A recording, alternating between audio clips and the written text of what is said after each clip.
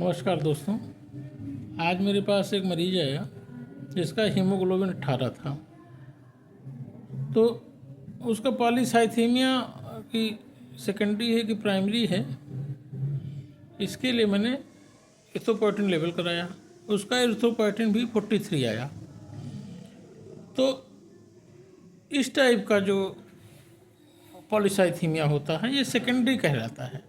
मतलब एरिथ्रोपोएटिन ज़्यादा होने पर बोन मैरो आरबीसी ज़्यादा बनाता है, और जब बनाता है तो हीमोग्लोबिन बढ़ता है। तो इसका ट्रीटमेंट करने से पहले हमें उसका कारण ढूंढना पड़ेगा, क्यों एरिथ्रोपोएटिन ज़्यादा हो रहा है। तो पहला जो कारण होता है इसमें वो हाइपोक्सिया रिलेटेड काज है। मतलब शरीर को ऑक्सीजन कम मिलती है, हाइपोक्सिया होता है तो बॉडी में एरिथ्रोपोएटिन बनता है। एरिथ्रोपोएटिन बेसिकली दो जगह बनता है, एक तो किडनी में, दूसरा लिवर में। 85% तक का जो एरिथ्रोपोएटिन वो किडनी सिंथेसाइज करती है जस्टाग्लोमेरुलर अपरेटस के थ्रू, और 15% एरिथ्रोपोएटिन लिवर करता है।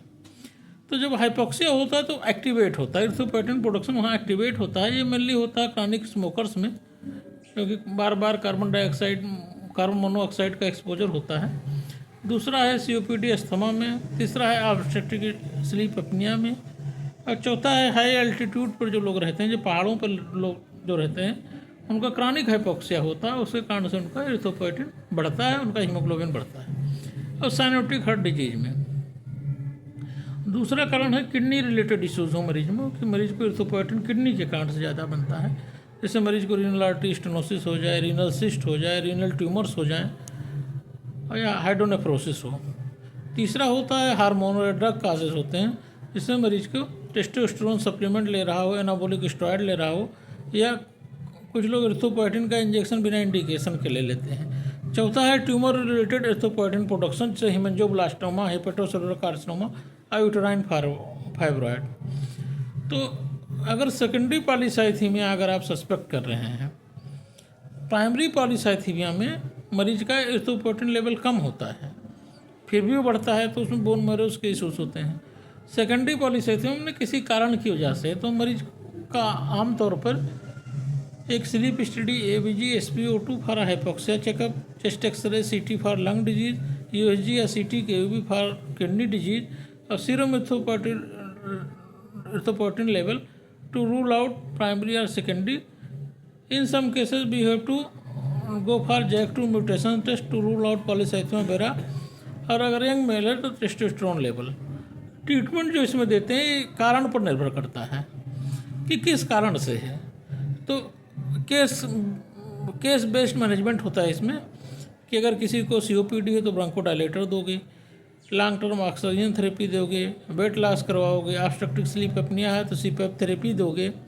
अगर हाई एल्टीट्यूड पर पेशेंट रह रहा है तो उसे लो एल्टीट्यूड पर जाकर रहने की सलाह देंगे। अगर किडनी रिलेटेड है, रीनल ट्यूमर है तो सर्जिकल रिमूव करेंगे, रीनल सिस्ट है तो एस्पिरेशन करेंगे, रीनल आर्टरी स्टेनोसिस है तो एंजियोप्लास्टी करेंगे। अगर टेस्टोस्टेरोन मेनली सप्लीमेंट ले रहा है, या फिर एनाबॉलिक स्टेरॉयड का ले रहा है, या एरिथ्रोपोएटिन इंजेक्शन ले रहा है, तो उसको कम कराएंगे। कभी कभी ट्यूमर रिलेटेड जो होते हैं एरिथ्रोपोएटिन प्रोडक्शन, उसमें हमें ट्यूमर को निकालने की सलाह दी जाती है। अगर हीमोग्लोबिन बहुत ज़्यादा है, जैसे 19 से ज़्यादा है या 18 से ज़्यादा है, तो थेरेप्यूटिक फ्लेबोटॉमी कराई जाती है, लो डोज एस्पिरिन दी जाती है, मरीज को डिहाइड्रेशन अवॉइड करने के लिए कहा जाता है। और क्या नहीं करना चाहिए, ऐसे मरीजों को आयरन सप्लीमेंट नहीं देना चाहिए, इसको स्मोकिंग नहीं करने देना चाहिए, ऊंचे पहाड़ वाले जगहों पर नहीं जाना चाहिए, और टेस्टोस्टेरोन का इंजेक्शन बिना किसी इंडिकेशन के नहीं देना चाहिए।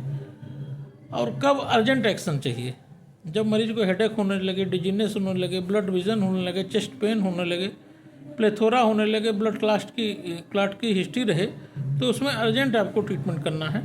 अगर मरीज का एरिथ्रोपोएटिन लेवल हाई है लेकिन JAK2 नेगेटिव है, इसका मतलब ये प्राइमरी पॉलीसाइथेमिया वेरा नहीं है, ये सेकेंडरी पॉलीसाइथेमिया वेरा है। और अगर कोई पेशेंट ऐसा है जैसे रेज EPO हाई हीमोग्लोबिन, तो उसमें आपको समझना है कि शरीर किसी कारण से ज़्यादा RBC बना रहा है। अब आपको ट्रीटमेंट उस कारण को ठीक करके ही सही हो सकता है। और हीमोग्लोबिन ज़्यादा है तो उसको हार्ट अटैक ना होने पाए, स्ट्रोक ना होने पाए या पल्मोनरी एम्बोलिज्म ना होने पाए, तो उससे बचाने के लिए आपको पहला ट्रीटमेंट देना फ्लेबोटोमी, साथ में एस्पिरिन। धन्यवाद।